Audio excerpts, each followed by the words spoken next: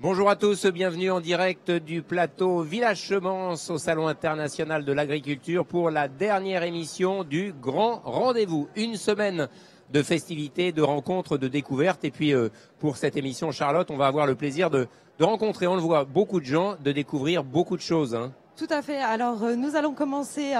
Notamment, on va parler de comté, on va parler également de charcuterie, de sylvothérapie. Nous parlons également du la site sylvothérapie, voilà, oui. le plaisir d'aller à la rencontre des arbres, la proximité des arbres et tous les bienfaits. Nous parlerons également donc d'insectes, de vin, nous parlerons d'œufs, de chocolat et pour finir de lentilles. Et on va parler des œufs aussi, hein, bien sûr. Oui, des œufs naturellement. Tu l'as dit. Ok. On va commencer tout de suite avec... D'abord, vous avez un téléphone, vous nous regardez, vous êtes autour dans le public, vous allez pouvoir goûter certains produits qui sont là, mais si vous avez un téléphone, derrière moi, il y a une adresse ici, polève.com/Village Chemance.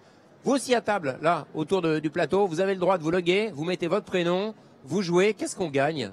On va gagner quoi? On va offrir des lentilles? On va offrir des lentilles. Ok, ben on va commencer tout de suite avec Cécile Taillandier. Si vous êtes là, c'est pour parler aussi, alors de vos produits, mais aussi d'une belle région de France. Hein. Allez, l'Indre-en-Berry, 2 mots dessus. L'Indre-en-Berry, en fait, peu de gens connaissent. On est pourtant à 2 heures de Paris seulement, Ouais. au sud de Paris. Très très belle, un très beau département qui est plein de richesses parce qu'avec des grandes variétés de paysages qui vont. Il y a un endroit où ça s'appelle les 1000 étangs, la Brenne. Les 1000 étangs. C'est magnifique, voilà. Un pays donc d'étangs, de pêche et de chasse. On a aussi des grandes plaines céréalières, on a des châteaux, on a des lacs, enfin voilà, c'est très très varié. Donc c'est à découvrir, l'Indre-en-Berry, bien sûr, avec des tas de bons produits. On va parler de vin, on va parler de lentilles avec vous. Pourquoi? Parce qu'on produit des lentilles dans ce coin de France.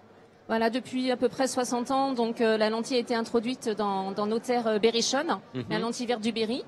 Nous avons une appellation depuis maintenant 25 ans, et également un label rouge, donc 2 signes de qualité. Donc oui, on est à peu près entre 45 et 50 producteurs à proposer la lentille verte du Berry. On mange bien par là-bas. Je ne sais pas s'il y en a autour de la table qui sont allés se balader dans le Berry. Bon alors monsieur, évidemment, vous, c'est clair, vous êtes un viticulteur? Bien sûr. C'est ça. Donc moi je me présente, je suis Olivier Saint-Sion, je suis viticulteur à Valençay. Je présente à la fois le vin et le fromage, parce qu'on est une région où on a le vin et le fromage en appellation d'origine. Vous n'êtes pas la seule, hein, vous n'êtes pas la seule, mais tant mieux. Et du même nom. Et du même nom. Alors, on revient aux lentilles. Vous avez eu la gentillesse de nous amener, j'ai envie de dire, c'est quoi? C'est des toasts de lentilles? Aussi surprenant soit-il, ouais, ce sont des toasts apéritifs aux lentilles. Et on va goûter quand même, hein. Et ça se marie extrêmement bien avec nos appellations Valençay par exemple. Qu'est-ce qu'il y a là-dessus? Je vais montrer quand même à la caméra qu'on a un petit aperçu. Voilà, c'est super. On dirait quasiment, à l'image, c'est assez étonnant, on dirait du caviar. Non mais c'est du caviar, vous allez me dire, du caviar végétal. C'est le caviar du Berry. Jean-Louis, voilà, ça ira avec vos charcuteries. Votre prénom, rappelez-moi. Pierre, Florence et Marc. Et après, ça s'appelle Revient. Hein, parce que, mais il va même pas m'en rester en plus. Non, mais je vous en prie, je vais pas vous enlever le pain de la bouche, la lentille de la bouche. Charlotte? Oui, alors, ces lentilles, qu'est-ce qu'on peut dire de ces lentilles? Alors, nos lentilles vertes du Berry sont label rouge pour tout simplement la qualité et puis la caractéristique du goût. Ouais. Donc, on dit qu'elles ont une petite saveur de châtaigne qui est liée à nos terroirs argilo-calcaires. D'accord. Donc, elles poussent sur des sols plutôt pauvres, très très caillouteux. Et donc, ça leur confère une saveur bien caractéristique. Et avec le climat, on a donc un produit déjà au départ qui est assez réussi, avec des cahiers des charges très stricts pour nos producteurs. Et par la suite, tout le travail du tri, du calibrage, font qu'on réussit à avoir un produit assez exceptionnel. Alors, on vous a pardonnez-moi, ça se fait pas de parler la bouche pleine, mais après tout, hein. Charlotte, il y a un quiz. Mais oui. Alors, il y a un quiz. On va montrer le quiz, c'est un petit jeu, 5 questions. Le public qui est là, s'il y en a 2 ou 3 qui veulent se rapprocher et se mettre sur les banquettes, il n'y a pas de problème. Il y a un quiz, on joue, et on a gagné des lentilles vertes. C'est ça? Par exemple. Allez, c'est pas compliqué, on a 5 questions. Première question, c'est pas facile d'y répondre parce que elle est un peu pointue, mais après tout. Combien, si on peut la voir apparaître cette question, combien y a-t-il de lentilles dans une gousse? Alors moi déjà, les lentilles, je savais pas que ça poussait dans une gousse, comme la vanille. Alors, c'est plus comme le petit pois. Ah, d'accord. Alors, c'est comme le petit pois, mais c'est la lentille. Et alors, combien y a-t-il de lentilles dans une gousse? Jean-Louis, là, vous rigolez, vous grignotez, à votre avis. Prenez votre micro, Charlotte. Alors Jean-Louis? Combien? Balance, une douzaine. Une douzaine. Une douzaine. Florence? Moi, je dirais 6 ou 8. 6 ou 8. Entre Marc, six et l'expert en huit. jardinage. Marc est Moi, un je expert en dirais jardinage. Une à deux. Une à deux. Oh, monsieur joue petit. Et Pierre, pour vous? Une petite idée? Une vingtaine. Une vingtaine. Bastien, c'est pas votre registre, hein, vous, c'est plutôt les insectes. Exactement. Je dirais plus, je dirais une cinquantaine. Une cinquantaine. Alors moi, je vais mettre entre deux eaux, là, je sais pas, 6, 8. Alors, on va regarder un petit peu ce que les gens ont voté. On a le score en direct des 7800 personnes qui ont voté en direct. Donc, alors, il y a 50%, c'est ça, Charlotte? Tout à fait, 50% qui ont voté pour 6 à 8 lentilles dans une gousse. On a 10 ou plus, il y a 17% qui ont voté. Et pour 33%, nous avons 1 à 2 personnes, 1 à 2 qui a voté. Alors, la majorité, c'est 6 à 8. Tout à fait. Qu'est-ce qu'on peut dire, Cécile? Mais en fait, donc la lentille est semée au mois de mars et récoltée au mois de juillet-août en moissonneuse-batteuse. Donc, faut imaginer plutôt donc en plaine, hein, donc un champ de lentilles assez grand. Ouais. Et la lentille fait 30 cm de haut. Et Ah, c'est donc, pas très haut, hein, c'est court sur pattes. oui, voilà. Plus elle mûrit, plus elle s'affaisse. Ça vole en rase-motte. C'est ça. Mais c'est pour ça que pour la petite histoire, il y a eu beaucoup de cailloux dans les lentilles. Hein, parce qu'en fait, quand on fauche, on ramasse les cailloux avec. Donc, il faut que ça soit très très bien trié par la suite parce que c'est une culture plutôt assez basse. Et donc, en fait, combien les gousses font cette taille-là seulement. Et le gagnant, donc, c'est plutôt de 1 à 2 lentilles par Seulement gousse. de 1 à Seulement 2. là. C'était Florent, non, c'était Marc qui disait 1 à 2, hein. Ouais. Ah, on sent quand même l'expert, hein. Marc Ménessier, qui a longtemps œuvré comme journaliste spécialisé au Figaro, spécialisé dans le jardinage. Donc évidemment, c'était le plus proche. Alors, il y a une deuxième question, Charlotte. Tout à fait. Alors, la deuxième question. Voilà, je vous la C'est mets sous donc- le nez comme ça. Merci, effectivement. Est-ce que la lentille pousse en plein champ? Ah, mais j'ai un peu dit, Ah oui, en plein champ, ou alors, Ou alors, sous terre, ou alors à la réponse- maison. On a eu quelques indices, hein, Il y a mais quelques indices, ouais. Ah, là, je pense que ça va être assez vite vu, donc on va voir un peu. Je pense que normalement, on devrait avoir 100% de résultats pour le nom. Non. On va regarder un peu ce que ça donne. Voilà. Ah, quand même. Non, ouais, non. malgré tout. 71% disent que ça pousse en plein champ. Écoute mal. Hein. C'est pas un agriculteur. C'est clair que. Alors. Alors, évidemment, c'est en plein champ. On peut imaginer en faire sur le balcon, Oui. mais ou dans son petit jardin. Mais quand on sait que donc maintenant qu'il y a que de 1 à 2 lentilles par gousse, pour écosser, c'est un petit peu difficile et un petit peu long. Voilà. Avec le vin, la lentille, ça va bien, ça? Le Valençay blanc va très bien avec la lentille. D'accord. Bien sûr. C'est Évidemment, Deux, ça on peut faire des tas de très choses avec la lentille, hein, des recettes. Ça se mange froid, ça se mange chaud. C'est plein de fer, je crois. Riche C'est en très bon fer. pour la santé. Hein. Ouais, en fer, en fibres, en vitamines. C'est extrêmement riche et c'est vrai qu'on peut les manger de l'entrée jusqu'au dessert. Allez, troisième question, Charlotte. alors, de quelle couleur est la lentille du Berry? De quelle couleur est la lentille du Berry? Est-elle rouge, blonde ou verte? Alors, je donne un indice, mais il faut pas forcément me suivre. Je donne un indice. Oh, Marc, qu'est-ce qu'il y a? Ouais, la lentille du Berry, elle est peut-être verte aussi, elle est peut-être pleine. Bon, il y a la lentille corail, il y a la lentille jaune, qu'est-ce qu'il y a comme couleur? Il y a en effet plusieurs centaines de variétés de lentilles, Ouais. que ce soit sur la taille ou la couleur. Noir, Ah oui. noir, Noir, Florence. la beluga. Tout La à fait. beluga. Ah ouais, bah ça se rapproche du caviar, beluga. Oui. Hein, c'est ce que je disais, voilà.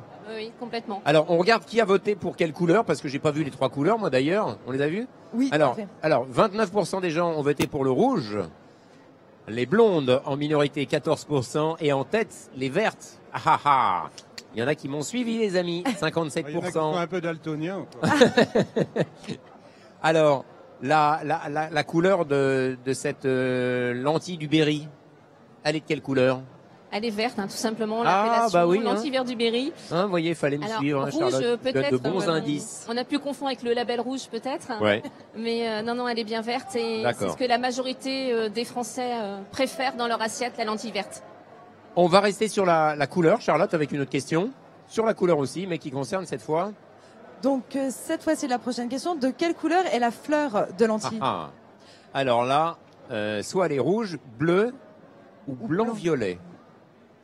Bah, en tout cas, On n'a pas de photo de la fleur après pour avoir la réponse, hein. Ah là, il n'y a pas d'indice. Ah, il n'y a pas d'indice. Il n'y a pas d'indice. Ah. Et il y a pas. Est-ce que j'ai la réponse, moi? Est-ce que j'ai? Ah oui, j'ai la réponse. Alors, je donne un indice encore. Mais je répète, il ne faut pas forcément me suivre. Marc est en train de cligner de l'œil, là. Florence, l'experte des végétaux aussi. Ouais, mais là je sèche un peu, donc je dirais blanc-violet. Blanc-violet, histoire de jouer quelque chose qui change un peu. Messieurs, dames? Non, là? Oui. On nous a dit que c'était proche un petit peu du haricot tout à l'heure, donc j'aurais dit blanc-violet, un peu comme le haricot aussi. Pas bête. Pas bête, comme il y a de la réflexion là-dessous. Charlotte, une idée? J'aurais penché aussi pour blanc-violet, mais après... Bon, À voir. on va regarder un peu ce que ça donne, on va regarder un peu ce que les gens ont voté. Ah, le blanc-violet Oui. est largement majoritaire, ça c'est très très clair. Et la vraie couleur, C'est blanc-violet, en Blanc-violet. effet. Et la remarque avec le haricot était excellente parce que ça fait Super. partie de la même famille. allez, une dernière question Charlotte. Et donc pour la dernière question, citez quelques plats connus à base de lentilles. Donc on a 3 possibilités de réponse. Alors, vas-y Charlotte. Donc le couscous, le petit salé ou la potée berrichonne. La potée berrichonne, le petit salé et le couscous. Attention, il y a un faux ami. Ah oui, Hein, effectivement. Jean-Louis? Hein, et dans la fondue ou dans la raclette? Moi, j'aurais dit saucisse de morteau, mais bon. Ah, On a droit à une ou deux réponses. Oh tiens, c'est une bonne. Ça peut être un QCM avec plusieurs réponses possibles. Hein? oui, tout à fait. Ouais. Bon, je vais en garder une. Allez, on joue la Jouer la sécurité. sécurité. Voilà. Allez, 10 balles dans le cochon pour tenter. Alors, c'est vrai que 2, c'est tentant, hein. Moi, je dirais 2. Ouais, c'est plus- Qu'est-ce qu'il y a? Mais il y a plein de Oui. pièges. hein. Il y a plein de pièges. Allez, on regarde un peu ce qu'ont voté nos amis joueurs. Le couscous, quand même, 29%. Voilà, ça peut être une variante.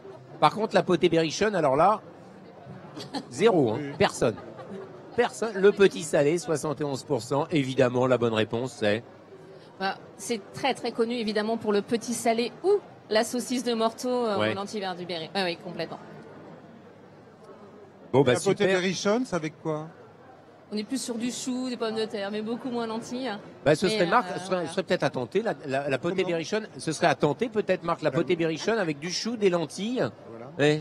C'est ça. Bon, dans Un petit une peu lourd. prochaine émission, on fera la recette de cuisine avec Philippe Lefebvre de Cook Midi. On fera l'année prochaine une émission là-dessus. Alors, on va regarder qui a la chance d'avoir gagné un sac plein à rabord. Avec ça, on nourrit 48 personnes. Menessier Marc, ici présent, a gagné la palme avec 4875 points. Il est en pole position. Mais. On n'est pas fini. Alors, à sa droite, évidemment, une très bonne joueuse est en deuxième position, Florence.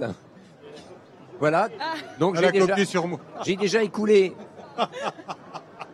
Ah, et j'ai, alors voilà, Marc, Florence et Anne-Sophie, me dit-on, en troisième position. Si on peut me donner le score d'Anne-Sophie. Oui, alors Anne-Sophie, 3328, vraiment pas loin derrière les deux premiers. Allez, hop. Voilà. Merci Anne-Sophie. Merci. On va continuer, Charlotte, avec toute autre chose. Merci. On rappelle donc les lentilles vertes du Berry. C'est un bon produit qui se déguste en toute saison. Avec un petit sac comme ça, vous nourrissez à peu près 67 personnes. Parce que ça, quand ça va dans l'eau et que c'est cuit, c'est vrai, non mais ça gonfle énormément. Ça gonfle beaucoup. Voilà, c'est économique, c'est bon pour la santé. Et puis, tant qu'à faire, on va en Inde, en Berry pour l'acheter, pour voir éventuellement l'endroit où ça pousse. À quelle saison? Alors je vous conseille de venir au mois de mai. Ouais. Déjà, il fait meilleur dehors et c'est le moment où on pourra voir justement ces fameuses petites fleurs. Bah voilà. Donc pour acheter les lentilles, voir les fleurs, une saison, c'est au mois de mai. Charlotte. Très bien. Alors Jean-Louis, on va poursuivre avec vous. Vous êtes agriculteur dans le Doubs. Ouais. Vous Je êtes suis même paysan. paysan Moi, je dans l'aime le bien.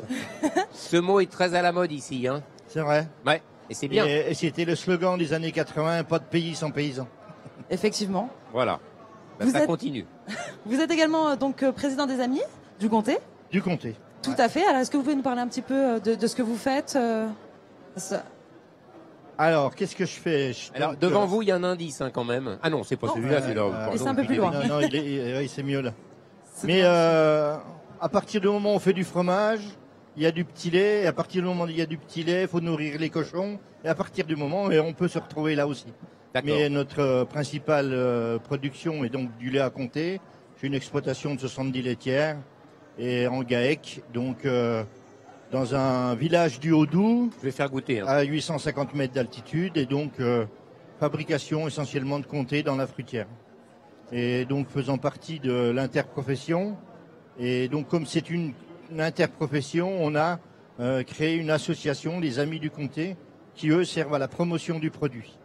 Donc ça fait 15 ans que cette association est présente. Et donc là, on vous présente 2 comtés. Alors il y en a un qui est un petit peu plus mûr, nettement plus maturé. Il y a 2 couleurs. Il y a 2 couleurs. Je vais faire goûter au public pendant que vous nous parlez de ces 2 couleurs. Vraiment 2 couleurs très différentes. Et donc lors de salon comme aujourd'hui, on les présente justement pour retirer quelques sensations en disant celui-là il est plus vieux parce qu'il a une couleur. Il y a du bon jaune, comté etc. avec donc son de producteur qui est bien ici. rappeler que la production du comté, les vaches elles mangent soit de l'herbe soit du foin. À partir du moment où elles mangent du foin, c'est une pâte blanche. Et à partir du moment où elles mangent de l'herbe. Alors un mot, mesdemoiselles, c'est bien. Très bien, donc je vous interromps 2 secondes. Premier AOP de France. Vous en pensez donc, quoi C'est super bon. Appellation C'est super bon. protégée.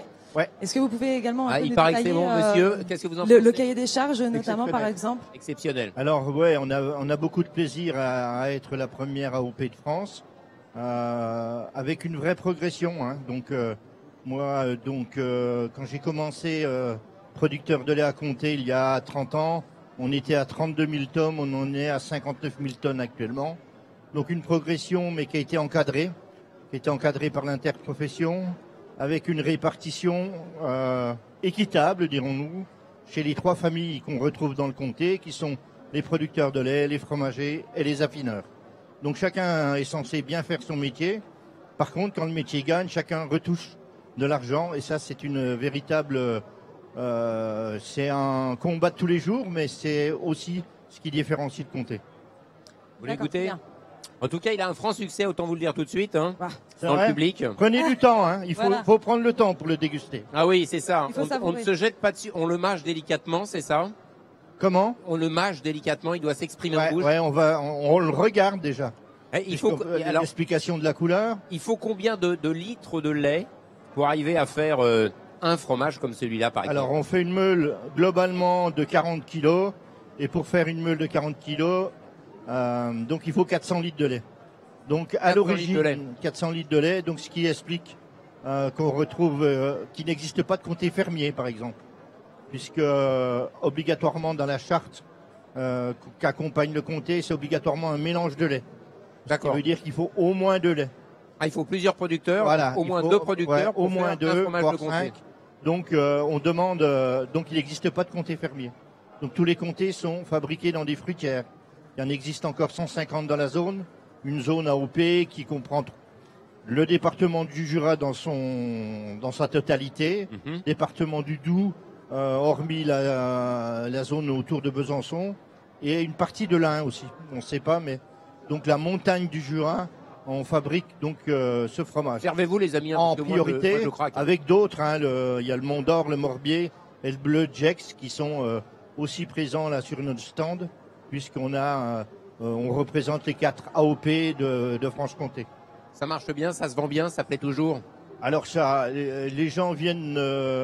Oui, on a une bonne communication sur le produit. On interpelle les gens sur le fait qu'il n'y a pas un comté, mais des comtés. Oui. Qu'il y ait donc de différents âges, différentes provenances. C'est bien, merci. On les apprend à prendre un peu de temps à déguster et à aller chercher ce qu'ils veulent. Et ça se passe plutôt bien. Les gens ont pris leur habitude de passer à la fruitière. Il se trouve ça se visite, hein. On rappelle que ça se visite, les fruitières. Hein. Ça se visite. Ça se Alors visite. les visites, oui, bien sûr. Les fruitières se visitent. Vous pouvez venir chez moi, je vous fais visiter la mienne, je la connais par cœur. Alors, allez, donnez-nous, pour terminer, vous nous donnez votre adresse quand même. On sait jamais, il y a peut-être des gens qui nous écoutent qui ont envie de venir. Si vous tapez sur le site du comté et que vous tapez Frasne, F-R-A-S-N-E, vous verrez que la fruitière apparaît. Et donc, on peut faire des visites. Et on envoie du fromage dans toute la France, et même en Corse, qui fait partie de la France aussi. Merci beaucoup. Et en tout cas, c'est très, très, très, très bon. Ça, c'est clair. Et, on est très content. Florence, je passe à toi. On se connaît, donc on va se tutoyer. C'est comme avec Marc. Tu as créé quelque chose d'assez particulier. Tu viens d'un univers qui n'a aucun rapport avec ça. Et tu as créé une activité autour de la sylvothérapie. Alors la sylvothérapie, personnellement, je ne connaissais pas véritablement. Je ne sais pas si ça vous dit quelque chose. La sylvothérapie, Marc a peut-être un petit avis. Marc, un petit peu, oui. Un petit peu. Marc est un journaliste, il investigue beaucoup, il connaît les végétaux, donc il connaît peut-être un petit peu la sylvothérapie. J'ai entendu parler, mais je n'ai jamais pratiqué. Jean-Louis, ça vous dit rien, la sylvothérapie? Si, j'ai échangé avec elle tout de suite. Ah, vous êtes curieux, c'est bien. Florence, la sylvothérapie, si on essaye de définir un petit peu ce que c'est, qu'est-ce que tu pourrais dire dessus? Alors effectivement, la sylvothérapie est un terme relativement récent, donc peu connu du grand public. Quand on parle de sylvothérapie, on entend deux mots. On entend sylvo, sylva, donc la forêt, les arbres, la nature, et thérapie, donc le soin. En fait, la sylvothérapie, c'est une invitation à la reconnexion à la nature pour recréer ce lien avec le règne végétal dont on s'est profondément éloigné au cours de ces dernières années et surtout de profiter pleinement des bienfaits qu'offre la nature qui ont été prouvés scientifiquement au cours des dernières années. En fait, cette reconnexion à la nature, ça consiste en quoi concrètement? Alors, c'est quoi? C'est une promenade en forêt? C'est prendre le verre? C'est en quoi consiste cette sylvothérapie, puisqu'on parle bien un peu de thérapie, même si on va pas parler de médecine, hein, on est bien d'accord. Mais en quoi consiste cette thérapie? Alors en fait, le principe, c'est pas une balade, c'est pas de la randonnée. C'est vraiment un parcours qui est fait en conscience, donc accompagné avec des guides, donc des praticiennes en sylvothérapie. Oui. Et donc on propose différentes activités qui peuvent être de nature sensorielle. Donc on invite les gens à se reconnecter à leurs sens, donc l'odorat, le toucher, la vue, l'ouïe et parfois aussi le goût. On va vraiment à proximité des arbres, on touche les arbres, on est en contact avec notamment? Oui, alors effectivement, on peut d'abord, il y a toute une phase d'observation et on va jusqu'à se reconnecter, jusqu'à être effectivement dans le toucher. Alors c'est les arbres, mais c'est aussi la mousse, c'est les feuilles. Et donc le principe en fait, c'est vraiment de renouer en fait et de redécouvrir cet univers. Dans lequel on est né, enfin, on est né en symbiose avec la nature et au cours des dernières décennies, on s'est complètement éloigné de cet écosystème vivant avec des effets néfastes en fait sur à la fois notre santé et puis notre relation à la nature. Voilà, donc... Toi, à travers la société que tu as montée, Canopsia, on peut le dire, tu proposes justement des séances, je ne vais pas dire des cours, mais... des matinées, des après-midi, où on va justement en forêt et on pratique cette sylvothérapie pour se détendre, se reconnecter, être plus serein d'une certaine façon, c'est ça? Oui, tout à fait. Donc moi, je propose ce que j'ai appelé des pas de côté, parce qu'on est tous aujourd'hui pris dans des rythmes un peu infernaux, pardon. Des spirales, voilà. Donc, et l'idée, c'est, je fais un pas de côté. Donc, je m'extrais. Le temps d'un après-midi, d'une matinée où ça peut durer plusieurs jours aussi. On peut être vraiment sur des programmes beaucoup plus longs. Oui. Et l'idée effectivement, c'est d'accompagner cette reconnexion à la nature. Donc il y a du sensoriel. On peut être sur du créatif, sur du récréatif, sur de l'énergétique aussi. Donc l'énergétique, on est dans une connexion, je dirais, beaucoup plus profonde avec les arbres. Voilà, donc on n'emmène pas tout le monde dans l'énergétique, mais ça existe. Et puis il y a également... Ça s'adresse aussi notamment aux chefs d'entreprise, aux chefs d'équipe, qui ont aussi besoin de se recaler, de prendre un peu de recul, de faire un peu un pas de côté pour savoir aussi donner une bonne dynamique dans l'entreprise. Hein. C'est un peu ça. Oui, tout à fait. Aujourd'hui, ça s'adresse à un très large public. En ce qui me concerne, mon offre s'adresse plus particulièrement aux entreprises, tout simplement parce que la sylvothérapie, les études scientifiques ont démontré les impacts sur le stress, de façon majeure Positive. et très positive. Et donc aujourd'hui, dans le monde du travail et plus globalement dans nos vies modernes, nous avons un vrai sujet de stress, de burn-out, de déficit de l'attention, et donc la sylvothérapie est vraiment recommandée pour apaiser, pour calmer, pour se reconnecter à soi, pour se ressourcer, pour se régénérer. Voilà, donc je vous invite tous à venir faire un pas de côté. Moi, j'ai vu quelques images dessus, c'est plutôt sympa. Voilà. Tu animes ça, des petits groupes. Voilà, et ça a l'air très reposant, très apaisant. Je sais pas ce que t'en penses, Charlotte. Alors oui, tout à fait. Moi, c'est vrai que j'ai déjà eu l'occasion de rencontrer des gens qui me parlaient de la sylvothérapie, donc notamment de se rapprocher de la nature. Et je trouve que dans le contexte actuel, c'est vraiment très important, que ça fait de bien de se ressourcer. Et donc, je trouve ça très pertinent. Il y en a ici qui ont envie d'essayer ou Alors, moi, je connais la partie énergétique, en l'occurrence avec les arbres. Voilà. C'est-à-dire que faire un gros câlin à un grand arbre pour se vider, ancrer les pieds dans le sol pour aller chercher les chakras et tout ça, c'est quelque chose que j'ai déjà pratiqué, que je connais, qu'on fait régulièrement chez nous avec certains arbres. Voilà déjà tous les arbres ne qui a sont pas goûté. sujets à avoir cette énergie et à transmettre l'un envers l'autre. Alice ?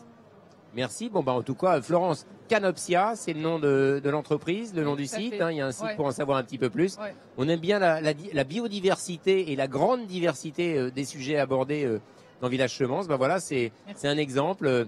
On a parlé des arbres et de la culture des arbres et des forêts hier sur ce plateau. C'est une façon là aussi de pratiquer, d'utiliser positivement les arbres ou la forêt avec la sylvothérapie. Sylvothérapie. Voilà, tout à fait. Charlotte, on continue avec quoi? On repasse à table? Alors, on va continuer, cette escapade à la campagne. mais là, j'ai envie de passer un peu au dessert. Ah, donc, déjà avec Alice, donc aux gourmandises d'Alice, vous représentez actuellement aujourd'hui votre entreprise. Alors, je sais que vous avez le plaisir de partager la gourmandise justement, et on a eu l'occasion de goûter vos délices à votre stand avec les fruits, le chocolat, etc. Est-ce que vous pouvez nous en dire un peu plus sur ce que vous avez fait? Oui. Vous avez amené des bricoles ou pas? Je vois rien. Bien sûr. C'est là. Voilà. Donc j'ai amené 4 chocolats qui sont bien typiques. On travaille en circuit court sur les matières premières et sur les spécialités qu'on peut trouver autour de chez nous. Je fais une parenthèse, on parle du végétal, bien sûr, avec le cacao, là, c'est une évidence. Oui, tout à fait. Donc là, on a en haut, le triangle est une ganache au whisky, donc qui est réalisée avec un whisky tarné. En bas à gauche, vous avez une ganache à la violette de Toulouse, donc qui est une identité, voilà, nous on est dans le Tarn, on est à Rabastens, donc c'est proche de la région toulousaine.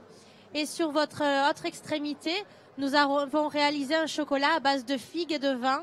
Et le vin, c'est un brocol, c'est un cépage gaillacois aussi, où on met à l'honneur notre territoire et ce qu'on a autour de chez nous à travers notre métier. Très bien, merci beaucoup. Donc, alors, aujourd'hui, être au salon... On les goûtera, mais on va les goûter après, parce qu'on a encore des charcuteries et du vin, et du fromage d'ailleurs. Donc, pour faire un bon chocolat, en quelques mots, quel est le bon procédé à adopter? Alors, le bon procédé, c'est surtout avoir un vrai chocolat, pur beurre de cacao, sans ajout de graisse végétale ou autre. Vraiment avoir, nous on travaille en cacao trace, on est en commerce équitable, on est sur des petites plantations, on est sur du bio, on essaye d'avoir des matières premières au maximum saines pour pouvoir après le sublimer. On travaille à l'ancienne, on table nos chocolats sur marbre.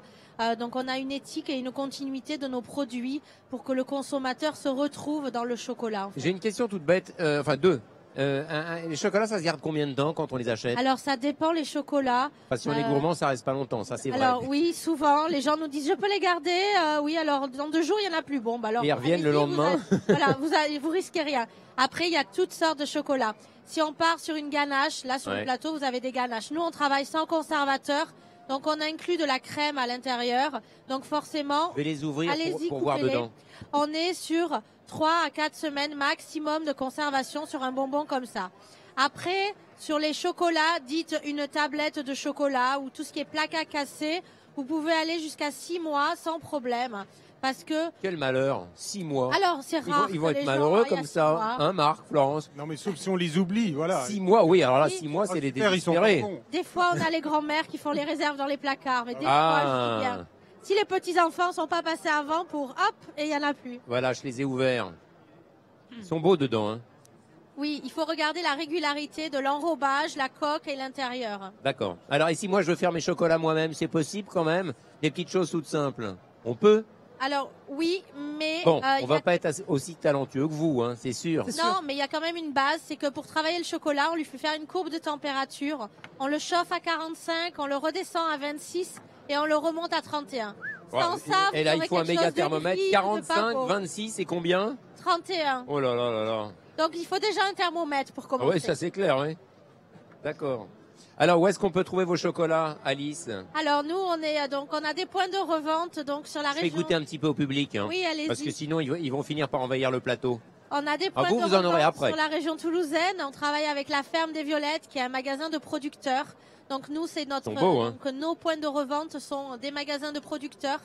On a des jardineries avec qui on travaille aussi sur le département du Tarn. Allez, quelques chocolats Et d'Alice. après, en vente directe chez nous. Vous êtes D'accord, où on peut là pas dans acheter quel- en ligne directement, vous n'avez pas Alors, de boutique en ligne? Non, on n'a pas de boutique en ligne, c'est un choix parce que les chocolats ne s'expédient pas l'été et les gens n'ont pas forcément le sens de se dire qu'un 1er mai reste un jour férié et qu'au mois d'août, on n'expédie pas de chocolat parce qu'il fait 30 degrés. Est-ce qu'il est Donc, bon, on a monsieur? tenté, mais on a arrêté. Très bien, merci beaucoup Alice. Bah. Alors, bah là, je vais aller aussi faire un petit tour là-bas parce qu'il n'y a pas de raison que ce soit toujours le même côté. Ah, voilà, on en a un gentil public qui attendait sagement. Bah, fallait venir, hein. On vous aurait pas mangé. Et après, vous allez voir, il y a des insectes à manger. Profitez-en. Là, pour l'instant, c'est le chocolat. Voilà, bon appétit. Allez, un dernier. Voilà. Attendez. Vous venez? Non? Ah, non? Comment? Bah oui, c'est du chocolat. On vous dit pas ce qu'il y a dedans. Il y a peut-être des insectes. Ça dépend. Alors, vous le goûtez, mais vous nous dites ce que vous en pensez. Alors, vous le goûtez, vous le mâchez. Ça se déguste, hein, Alice, on est bien d'accord, hein. Alors, 2 mots. Ah, il est un peu amer. Oui, c'est un chocolat noir. Vous l'avez goûté? Non. Allez, bon après-midi. On retourne là-bas. Voilà. Et ils ont été gentils, ils en ont laissé quelques-uns. Pas mal. Bon. Merci en tout cas pour ces explications, Alice. Avec plaisir. Voilà, Alice, gourmandise d'Alice. Et là aussi, on peut les commander peut-être par Internet, non? Non. Non. Bah non, ça vient on vient les chercher On aime uniquement. bien l'humain. uniquement On essaye chez de vous. garder le contact. C'est bien. Marc Ménessier. Oh, je l'ai réveillé, pardon. Non, pas du tout. J'ai buvé les paroles d'Alice. Je pense qu'il je le le monsieur. avant de boire, oui, enfin, oui. Vous avez la gentillesse, vous nous servez un petit verre comme ça, après on vient à vous. Pas de problème. Super. Marc, je le disais, longtemps journaliste au Figaro. Oui. Les pages culture, loisirs, culture du végétal, les plantes. Voilà. Passionné de jardinage, évidemment. Absolument. Voilà.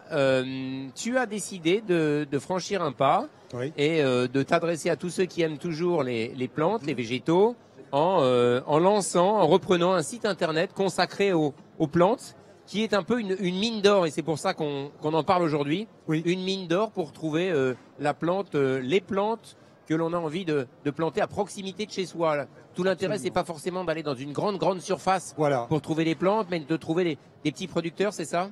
Alors l'histoire, c'est que souvent, quand on aime les plantes, il y a une diversité incroyable de plantes qu'on peut cultiver dans nos jardins.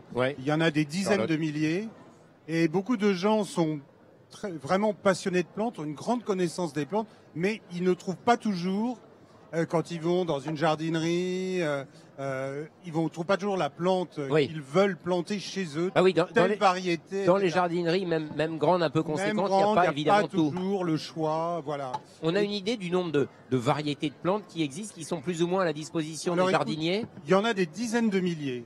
Des dizaines de milliers. Alors le site qui s'appelle Trouve Plante, il porte bien son nom. Trouve Plante, c'est clair, hein, Charlotte. Hein. Si je cherche une plante, je vais sur Trouve Plante. Voilà, la personne qui a fondé ce site que je viens de reprendre, c'est très récent, a créé cette base de données il y a 8 ans. Et il a actuellement 63 000 noms de variétés de plantes. Enfin, 63 000 variétés de plantes, plus exactement, et 1 300 000 noms de plantes. Ça veut dire qu'une variété peut avoir plusieurs noms. Voilà, selon les régions. C'est comme selon si les Florence pays. s'appelait à la Voilà. fois Sophie, mais aussi Ah non, Sandrine. non, c'est mais aussi... différent. Ah, d'accord. C'est différent. Si tu veux, tu as le nom latin, le nom scientifique, qui est consensus. Une plante, elle va avoir son nom latin, son nom de genre, son nom d'espèce, qui fait que, quel que soit l'endroit où on se trouve sur la Terre, on va comprendre de quelle plante on parle. Mais si on est en langue, on dit vernaculaire, en français, en anglais, en Afrique, en Asie, en chinois, bah, évidemment, la plante va avoir son nom local. Donc, alors le site évidemment ne prend pas, c'est un site francophone, mais même à l'intérieur des pays francophones, une même plante peut avoir 10 à 15 noms différents. On se rend compte là aussi de la biodiversité tout court, parce que tu citais le chiffre, le nombre de variétés, c'est absolument incroyable. Alors c'est une double biodiversité. Il y a une biodiversité naturelle. La nature elle-même a créé des hybrides entre espèces proches. Oui. Il y a des hybrides, des plantes qui se sont hybridées. On voit ça chez les agrumes, par exemple, les citronniers, etc. Et il y a également les hybrides qui ont été créés par l'homme. Depuis 200 ans, l'homme a fait preuve d'une créativité exceptionnelle. La création variétale, la création de nouvelles plantes. Et ça, vous prenez une plante comme le dahlia, par exemple, qui est une plante qui originaire du Mexique. À l'origine, c'est 4 plantes qui ressemblent un peu à des marguerites. Aujourd'hui, il y a 50 000 variétés de dahlia.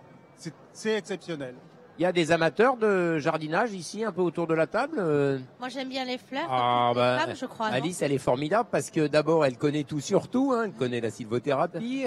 Non, mais j'aime bien les fleurs, c'est intéressant, c'est la nature, ça s'y retrouve.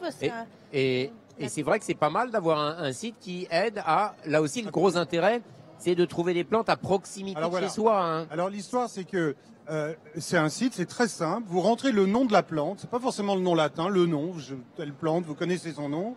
Et le site vous donne la liste des pépiniéristes. Il y a 267 pépiniéristes référencés, c'est-à-dire à peu près la quasi-totalité des pépiniéristes existants qui travaillent en France.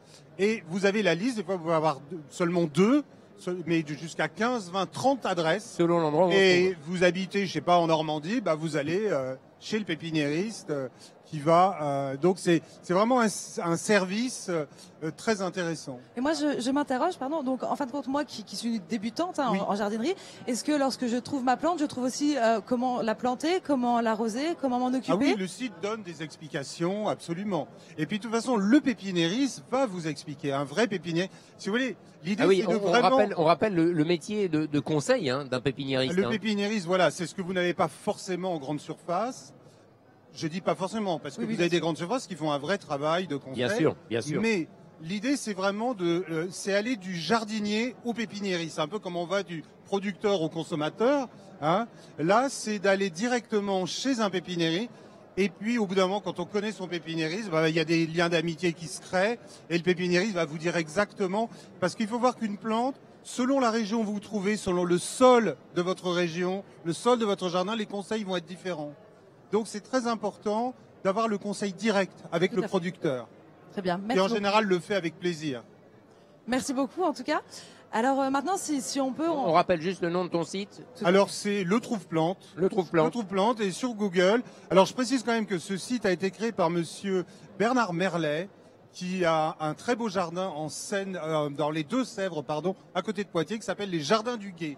Et pour l'instant, c'est sur son site. Le Trouve-Plante est hébergé sur son site. Et dans quelques mois, ça sera mon site. Voilà. Parfait, Marc. On aura l'occasion de te suivre sur ce site. On ne sait jamais, tu feras peut-être des vidéos aussi pour montrer comment planter, comment arroser, comment semer. Hein. Ça nous rappellera de bons souvenirs. Voilà, effectivement. Nous avons eu sur le célèbre site Figaro Live du Figaro.fr, on voyait Marc en pleine activité et il était suivi par des dizaines de milliers d'internautes qui on voyait Marc avec des spécialistes qui faisaient du jardinage en pratique. Et là aussi, c'est vachement utile. Sympa. Ouais, bien sympathique. Un très bon souvenir. Voilà, Charlotte. Merci beaucoup. Alors maintenant, Pierre Oteza, de la maison, Pierre Oteza, plus de 30 ans d'expérience. Oui. Pourtant, vous avez à peine 30 ans, non? Oui. Ça se voit quand même. Donc vous êtes fils d'agriculteur, vous êtes éleveur, mais pas seulement. Éleveur et transformateur, puisqu'on fait tout de la fourche à la fourchette. Ouais. On élève les porcs et on a remis au goût du jour le porc basque. Les bêtes, c'est des cochons. Hein. C'est des cochons. Ouais, des cochons basques notamment. Voilà. Voilà. Que j'ai découvert Je vais faire la tour des popotes. Hein. Allez-y Charlotte, vas-y. Tout à fait. Au salon de l'agriculture et qu'on a relancé puisque aujourd'hui on a eu l'AOP il y a 4 ans. Voilà. Et on a 87 éleveurs qui travaillent autour de ce port. On est 25 producteurs fermiers et 5 salaisonniers. C'est tout petit en fait, hein, 25 producteurs. Hein. Ouais. Vous êtes très peu nombreux. Oui, c'est une petite filière et qui restera comme ça. Mais aujourd'hui, on touche 240 familles. Et pour nous, c'est bien. C'est quelle espèce, quelle variété de cochon? Alors aujourd'hui, c'est le porc basque, c'est le porc de race basque. Avant la guerre, il y a eu jusqu'à 24 races rustiques.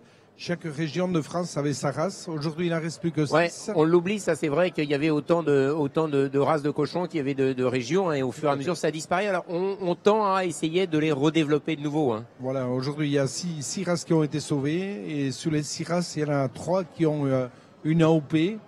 On rappelle ce que c'est que l'AOP. L'AOP, c'est l'appellation d'origine protégée. Hein. Voilà. On voit le logo sur le tablier, de Jean-Louis. Ce beau logo jaune, appellation d'origine protégée. Voilà, l'AOC c'est français, AOP et européen.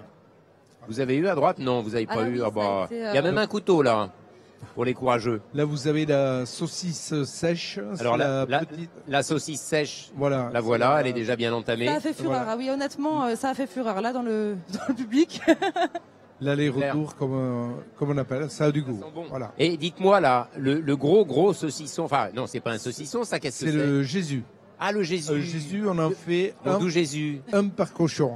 Donnez-moi le couteau, s'il vous plaît. On va faire travailler Marc parce que il a fait la promo de son site, c'est bien, mais la contrepartie, voilà, il va offrir. Il va couper le petit Jésus. Vous le surveillez pour voir s'il le coupe bien parce qu'il est peut-être pas rendu avec ce couteau-là. Hein. Ah non, celui-là c'est peut-être mieux, non? C'est vrai que le... Il y a un peu de chocolat au bout. Hein. Un peu court. Marc, il allait couper le Jésus avec un comment dit-on, un couteau suisse, un petit canif. Voilà. On va le trancher. Dites-moi, dans quel il vit à l'extérieur ce cochon? Alors pardon. Il vit à l'extérieur. C'est un porc qui est élevé en plein air. On met 25 porcs à l'hectare. 25 porcs à l'hectare. Voilà. C'est beaucoup moins d'urbain à Paris. Hein. Oui. Et on fait des lots de 40 porcs. Voilà, ils sont élevés pendant 14-15 mois. Ils font 150, 160 kilos. Voilà, pour faire un produit comme ça. Qu'est-ce qu'ils mangent dehors? Tu sais, Charlotte, qu'est-ce qu'ils mangent? Alors moi, j'en ai aucune idée, à vrai dire. Alors aujourd'hui, on a fait une alimentation à base de maïs, orge, céréales. Et comme ils sont abattus à 14-15 mois, automatiquement, le cochon, il mange tous les végétaux, les fruits des saisons. Il mange des glands ou pas? Il y a des chênes autour, des champignons. Oui, aussi. Châtaignes, du frêne et des glands, bien sûr. Et vous avez un abattoir spécialisé? Oui, alors merci Marc. Alors tu vas nous couper les petites tranches parce que sinon ça va être la guerre du feu. On a l'abattoir qui pas te commander, en pied de porc et qui est agréé pour justement faire, puisque aujourd'hui on a 20% de ces produits qui partent à l'export, dont le premier pays est le Japon. Moi je vais en prendre. Très bien, merci. Alors là j'ai autre chose pendant que Marc finit de couper les tranches de saucisson. Là, ça a l'air superbe. C'est un jambon, ça? C'est le jambon du Quintoa. Ouais. Le jambon de porc basque qui a 22 mois d'affinage. Alors, ce jambon, c'est un porc ibérique. Un porc ibérique. Dans le monde, vous avez trois sortes de porcs. Vous avez l'ibérique, celtique et le chinois. Le porc celtique, c'est le porc blanc qu'on connaît, qui est un peu pâle. Le porc ibérique, c'est une viande rouge soutenue. Et on le retrouve dans le produit. Et c'est sûr que quand on fait des salaisons à partir de viande mûre, automatiquement, on a des produits qui ont du goût et qui sortent, qui se démarquent. Et donc, du coup, alors, où est-ce qu'on peut vous retrouver si on veut vous retrouver ici au Salon de l'Agriculture? Oui, alors au Salon de l'Agriculture, on est au hall 1, on présente la filière puisqu'on a les porcs, les produits. On a toute la filière qui est présentée. Voilà. Des porcs qu'on peut rencontrer, tout à fait, qu'on peut voir et un peu essayer. On peut les voir, on peut les déguster et on peut les apprécier. Tout à fait. Et donc en dehors du salon de l'agriculture, on peut accéder à vos produits. Oui, alors j'ai 2 boutiques à Paris. Alors aujourd'hui, on commercialise 60% en direct. J'ai 10 boutiques et la 11e boutique, c'est le site internet. Oui. Les 20%, des bouchers, charcutiers et des saucissons basques. Des chefs, bien sûr. Et on fait 20% à l'export avec 24 pays. C'est du saucisson basque, il est merveilleux. Merci beaucoup en tout cas. Mileshker, merci. Bon, il a un franc succès. Le Jésus va se reposer à table, mais il y a eu déjà de la perte, enfin de la consommation, on va dire. Alors, on va essayer de passer à toute autre chose. C'est délicieux, vraiment. Alors, bravo. Olivier Sanson, c'est ça? Voilà, le micro et votre bouteille. Donc, je suis viticulteur à Meux. C'est une petite commune qui se trouve à côté de Valençay. Pour vous situer, Valençay, on est au nord de l'Indre, juste à côté du zoo de Beauval, et plein dans les châteaux de la Loire, parce qu'à Valençay, il y a un vin, un fromage. Il me semble, oui. Il me semble. Un vin, un fromage et le château de Talleyrand à Valençay. Donc on a les 3 choses. Le vin, bien sûr, je connais plus le vin. Le vin, la particularité du blanc que vous êtes en train de déguster, c'est un assemblage de Sauvignon et de Chardonnay. On trouve 80% de Sauvignon et 20% de Chardonnay. Alors ce vin-là, il va très très bien avec le fromage de chèvre de Valençay. Alors attendez, moi je peux plus suivre. Le saucisson, le vin, le fromage. Alors, le vin, voilà, c'est celui-là. L'assemblage, on rappelle ce qu'il y a dedans. Alors, assemblage il y a un assemblage de Sauvignon et de Chardonnay. La particularité des vins de Valençay, ce sont je me disais bien, Sophie, Florence, pardon, c'est l'effet de l'alcool. Il y a bien un assemblage dedans. Il n'y a pas de pommes, en tout cas. Non, pas encore. Pas encore. Peut-être. Donc les trois couleurs sont en assemblage, le blanc et le rouge et le rosé. D'accord. Voilà. Et alors le fromage, vous disiez, donc qui est juste devant, je ne sais pas si on arrive à l'image à le. Alors il faut savoir que c'est une pyramide tronquée. Et c'est Talleyrand qui avait fait couper la pyramide pour donner un bon souvenir à Talleyrand. D'accord. À Napoléon. D'accord. Voilà. Et alors là, il est posé sur une serviette, c'est embêtant parce que Marc, tu peux mettre les saucisses à côté du petit Jésus, ils vont être bien tous les deux. Et on va essayer de monter le fromage sur la tablette. Alors ça, c'est un chèvre. Oui, c'est un fromage de chèvre. Pas, vas-y, travaille. Allez-y. Voilà. Alors, les 2 appellations, vin et fromage, il faut savoir que le vin, c'est une jeune appellation. Ouais. Ça date de 2004 et le fromage de 99. Voilà. Alors, on est à peu près dans le vin, une quinzaine de viticulteurs et une vingtaine d'éleveurs au niveau du fromage de chèvre, quoi. Voilà. Donc c'est du Valençay, ça s'appelle la Fringale, c'est le nom du C'est le nom de la productrice. Ah, de la productrice. Voilà. Comment ça, c'est son nom, elle s'appelle Madame Fringale? C'est le nom de Yudi, on va dire. Je change de micro, allez, j'en prends 2. Merci. Voilà. Non, c'est le nom de Yudi. Heureusement que la charcuterie et le fromage marchent mieux que les micros. On disait la Fringale, pardon. C'est le nom du lieu-dit. Du lieu-dit. Ok. Voilà. Fromage de chèvre. Fromage de chèvre. T'as goûté, Charlotte? 100%. Non. Alors, tu manges rien quand même.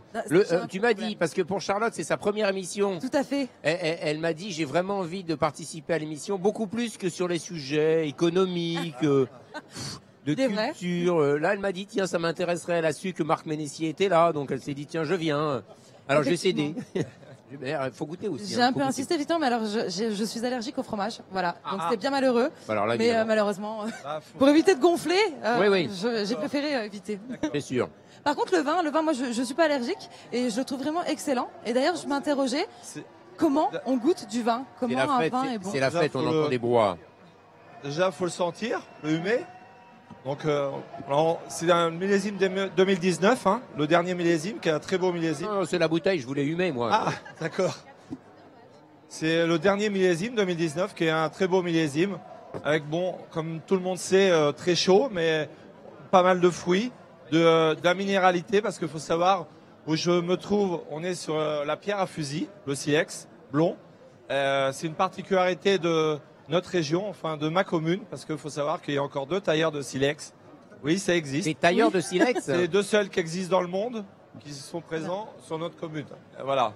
Et donc on a le fruit du cépage et la minéralité du sol. Alors j'ai une question, tailleur de silex, on fait quoi avec les silex aujourd'hui encore? On sort des gros blocs de pierre du sol. Alors bien sûr, à l'heure actuelle, ils vont chercher où il y a des travaux, des constructions de maisons. Ils prennent les blocs de silex, ils les taillent et ces silex servent dans les fusils à chiens, dans les reconstitutions de guerre, Waterloo, dans les clubs d'arquebusiers, voilà quoi. C'est original, mais ça existe. Très bien. Et donc, alors, après l'avoir senti, je le goûte, mais je le mets en bouche, Après, bien sûr, faut l'avaler après. Oui, dans la finalité, oui. On le met en bouche et après, bien sûr, on va en le mettant en bouche, on va avoir le côté fruité qui va ressortir en premier, la minéralité plutôt en fin de bouche, enfin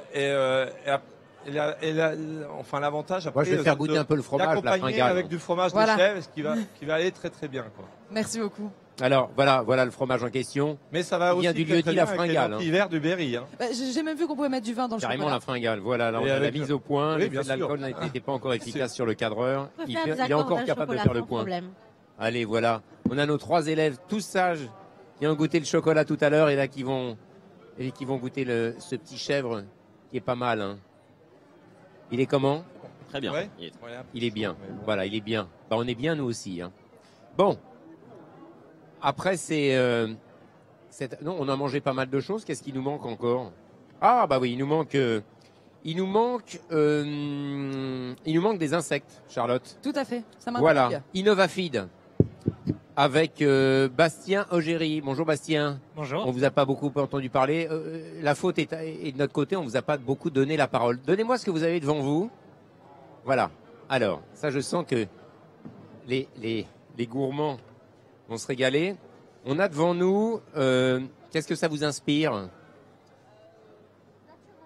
Naturel. Qu'est-ce que ça vous inspire, là? Pardon? Ah, c'est Silo.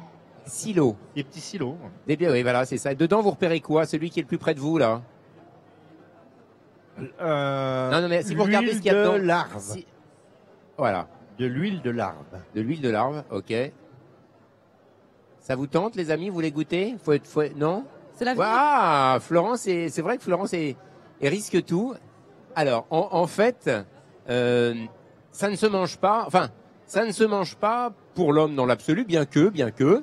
On peut le manger. Qu'est-ce que c'est? Alors, ce sont des larves d'insectes qu'on trouve sur la gauche, parce que notre métier, du coup, chez Innovafeed, c'est de produire. C'est ça. Exactement. C'est de produire des protéines pour les différents marchés agricoles et notamment le marché de l'aquaculture. Donc, on précise tout de suite, ces petits insectes sont élevés, non pas pour l'alimentation humaine, mais pour nourrir les poissons. Exactement. Les poissons d'élevage. Exactement. Et tout le cycle de vie, on vient récupérer des coproduits agricoles, donc des sonds de blé, des drèches de brasserie qu'on peut trouver ici et qu'on trouve en grande quantité dans nos régions françaises. On est le premier producteur en France de coproduits agricoles et on vient récupérer ces coproduits, on vient les formuler pour en faire un aliment performant pour nos insectes. Ce sont des larves de mouches, qui s'appellent Hermesia elucens, qu'on travaille à maturité, qu'on transforme pour en faire différents types de produits. Donc on a de l'huile, qu'on voit ici, exactement, qui est principalement destinée au marché de la volaille et des porcelets. On a de la farine d'insectes, de la farine protéinée, qui elle sert sur les marchés de l'aquaculture, donc des poissons d'élevage. Et enfin, on a un dernier produit qui est les déjections des insectes. Donc c'est ce substrat qui a été transformé. Les crottes d'insectes, soyons clairs. Exactement, qui est un lisier. Rien ne se perd, rien ne se crée, tout se transforme. Exactement, mais c'est exactement ça l'enjeu, et c'est parmi les meilleurs engrais qu'on peut arriver à trouver. Et notamment, ça permet aussi de boucler le cycle de l'azote, puisqu'on vient récupérer des sonds de blé, on vient récupérer du blé, le transformer en local et valoriser l'ensemble des produits que l'on a sur notre insecte et sur ses déjections. L'intérêt, soyons précis, c'est évidemment pas pour l'homme, on l'a bien compris, c'est pas pour manger, même s'il y a des pays dans le monde où on élève bien sûr des insectes pour les commercialiser. En France, je sais que c'est beaucoup plus compliqué, les normes d'hygiène sont très complexes. Là, c'est pour éviter d'utiliser des protéines, d'autres protéines végétales par exemple, pour élever, nourrir le poisson d'élevage. Effectivement, pour l'instant, on travaille principalement sur les marchés de la nutrition animale, bien que ce sont des insectes qui sont complètement admissibles sur le marché de la nutrition humaine. Le seul enjeu est un enjeu marketing. Pour l'instant, c'est pas encore entré dans les mœurs de manger de l'insecte. Donc c'est pour ça qu'on se destine à l'heure actuelle principalement au marché de la nutrition animale. Sur ce marché de la nutrition animale, il se trouve que, en particulier dans l'aquaculture, on a un besoin très fort de protéines dites alternatives pour continuer d'accompagner l'essor de l'aquaculture. L'aquaculture, c'est un des marchés agricoles qui est en plus forte croissance, entre 7 et 10% de croissance par an. Et les protéines que l'on a à disposition actuellement, qui sont probablement des protéines de soja, des protéines de blé et des protéines de farine de poisson, ne sont pas complètement satisfaisantes ou pas disponibles en quantité pour accompagner l'essor de ces marchés. Et on rappelle évidemment qu'en faisant du poisson d'élevage, alors on peut bien sûr préférer le poisson sauvage, mais ce poisson sauvage, on le prend dans la mer aussi. On sait bien que les ressources halieutiques, comme on dit, tendent à se réduire. Il faut bien aussi produire du poisson d'élevage pour arriver à satisfaire la demande. Exactement, et c'est même une condition sine qua non si on veut accompagner l'essor de la production de protéines. À l'heure actuelle, on mange plus de poissons d'élevage que de poissons naturels. Tous les saumons, les truites que vous mangez sont des truites et des poissons qui sont issus d'élevage. J'ai pas entendu le pourcentage. À l'heure actuelle, un poisson sur deux vient de l'élevage. Et c'est une tendance qui va se continuer puisque les ressources halieutiques sont exploitées à l'heure actuelle à leur maximum de leur capacité. Donc, toute progression, toute consommation supplémentaire va venir de l'élevage. Marc Ménessier. Est-ce que je peux poser une question? Bien sûr. Je voulais savoir, avec quoi vous nourrissez vos insectes? Alors, on les nourrit avec ce qu'on appelle des coproduits agricoles. Ah oui, j'ai pas écouté. C'est pas entendu, en fait. Les coproduits, c'est par exemple, on a dans du blé, on a la cosse du blé, l'enveloppe du blé qui est du son qu'on vient récupérer, qui n'est pas utilisé à l'heure actuelle ou mal utilisé à l'heure actuelle dans le système agricole. On a vraiment des drèches de brasserie. Donc lorsque l'on vient retirer de l'orge une partie de son alcool et son amidon, on récupère ces protéines qui sont à l'heure actuelle soit utilisées en nutrition animale directement, soit qui peuvent être méthanisées. Donc c'est une solution finalement innovante, on peut dire, Innovafeed, pour développer un processus de production pour des aliments destinés à l'aquaculture. C'est trois choses. C'est une solution qui est très naturelle dans la mesure où les saumons, les truites mangent à leur état naturel des insectes et en particulier des mouches. Et donc ça répond parfaitement à leurs besoins nutritionnels. Le deuxième élément, c'est qu'on produit en boucle très courte.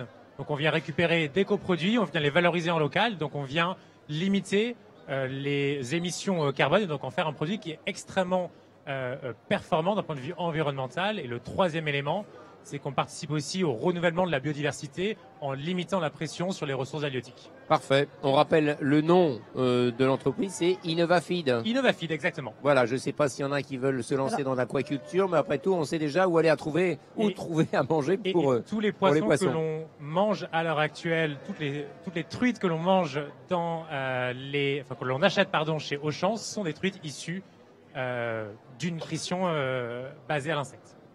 Merci. Maxime Chaumet, alors vous êtes le seul à être venu les mains vides. Je suis venu les mains vides, j'ai été dévalisé, on a fait livrer des milliers d'œufs pour le salon de l'agriculture, il nous en reste plus un seul. Voilà, vous êtes directeur du CNPO, c'est, aidez-moi, le Comité National pour la promotion de l'œuf. C'est l'interprofession, on a parlé tout à l'heure de l'interprofession. On aurait pu faire une petite omelette. C'est l'organisation qui regroupe tous les acteurs de la filière des œufs en France. Depuis la sélection génétique, les éleveurs, la grande distribution, les industries d'emballage, etc. Une petite omelette aux lentilles, c'est pas mal. Des œufs et un peu de fromage, c'est bien. Avec un peu de charcuterie, c'est pas mal non plus. On peut les manger avec tous les œufs. À tous les repas, en entrée, en plat, en dessert, au petit déjeuner, en accompagnement pour faire une sauce, pour faire un gâteau. Ça se mange froid si on veut faire une balade en forêt. Exactement. C'est pas mal. Voilà, et avec un petit verre de vin. Exactement. Et avant le chocolat. Voilà. Bon, vous, je vous mets côté. Les œufs, on rappelle de 3 jours. J'en profite. Allez, vous m'avez amené un livre aussi qui est plutôt sympa. Recettes et autres histoires de poules. Voilà, ça mange pas de pain de donner quelques idées autour de la recette. Vous n'êtes pas l'auteur, on est bien d'accord. Je suis pas l'auteur, non, effectivement. Voilà. Nous, on avait plus d'œufs, effectivement, donc je vous ai apporté ce très beau livre, donc des recettes sur les œufs et tous les produits associés aussi, même des recettes de. On peut rappeler 2-3 choses sur des œufs de qualité. Que sont des œufs de qualité? Alors, bien dit de qualité, un œuf bien élevé. Un œuf bien élevé. Alors, au niveau européen, on est la seule région au monde où finalement on a une réglementation qui encadre les modes d'élevage, ce qui n'est pas le cas ailleurs. 4 modes d'élevage reconnus aujourd'hui en Europe. L'élevage en cage, qui représente encore la majorité des élevages en Europe. L'élevage au sol, donc des poules en liberté dans un bâtiment. L'élevage en plein air, dont le label rouge.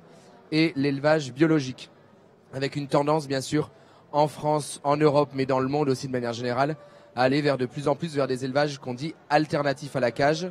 On s'est engagé à booster finalement cette transition au niveau de la filière. On a fixé un objectif de 50% de production alternative à la cage à horizon 2022. Je fais une parenthèse, il y a des poules étonnantes. Le coucou de Rennes. La coucou de Rennes. Ça, c'est une race locale. Les races de poules, c'est formidable. Là aussi, il y a une diversité extraordinaire. Alors, une grande diversité, mais effectivement, comme on le disait tout à l'heure pour les porcs, une diversité qui s'est aussi réduite parce qu'il a fallu, pour des raisons mais qu'on connaît tous au cours du XXe siècle, il a fallu nourrir une population en croissance et avoir aussi des aliments qui soient de plus en plus compétitifs. Et forcément, on a sélectionné des souches qui étaient un peu plus productives que les races anciennes qu'on continue de conserver puisqu'elles apportent pas mal de choses en termes génétiques. Elles ont des têtes extraordinaires. Moi, j'ai cru reconnaître quelqu'un du bureau, là, qui est un peu mal coiffé. Voilà, chacun trouvera qui veut là-dedans. Hein. Pas de problème. Donc voilà, donc une filière hyper dynamique, ce qu'on disait tout à l'heure. La France, c'est le premier pays producteur en Europe, 14,3 milliards d'œufs. Les Français ont consommé en 2019 225 œufs en moyenne, donc 225 par an et par habitant, et on est un petit peu au-dessus de la moyenne européenne. Et des achats qui sont en forte croissance. On fait encore plus 2% dans la grande distribution chaque année en volume, plus 4% en valeur, donc un produit qui a le vent en poupe actuellement.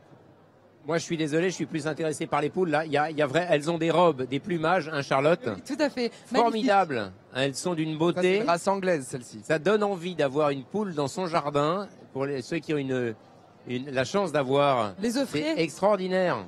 C'est extraordinaire cette variété, cette diversité là aussi. Hein. Les variétés elles font des œufs du coup différents, avec des goûts un peu différents ou pas du tout? Alors le goût dépend. Alors les qualités organoleptiques d'un œuf dépendent uniquement de l'alimentation que reçoit la poule. Alors ensuite, chaque poule fait des œufs. La race va influer sur la couleur de la coquille, la taille de l'œuf, etc.